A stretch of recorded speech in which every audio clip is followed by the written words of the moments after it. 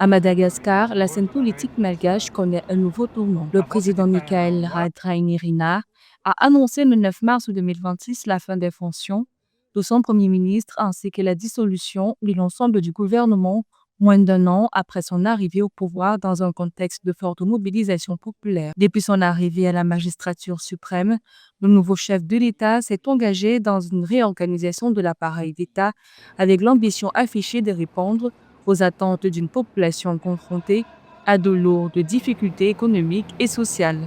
Il est important d'abord de noter que la prise du pouvoir à Madagascar a été très improvisée et un pouvoir obtenu sans préparation, sans programmation aboutie, évidemment, à des divergences dans l'exercice du pouvoir exécutif.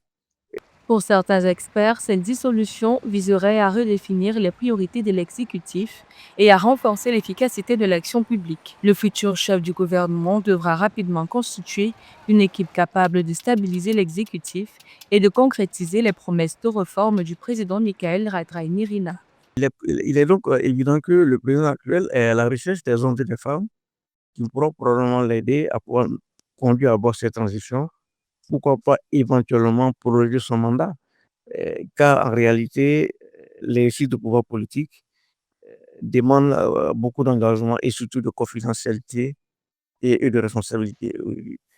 D'ailleurs, dans un communiqué officiel, le porte-parole de la présidence et directeur de la communication Harry Laurent Rahajason a confirmé que le chef de l'État procéderait prochainement à la nomination d'un nouveau chef du gouvernement conformément aux dispositions prévues par la Constitution. Une décision qui intervient alors que la situation politique du pays est étroitement suivie, notamment par la communauté de développement d'Afrique australe, qui exhorte les autorités malgaches à organiser une élection présidentielle.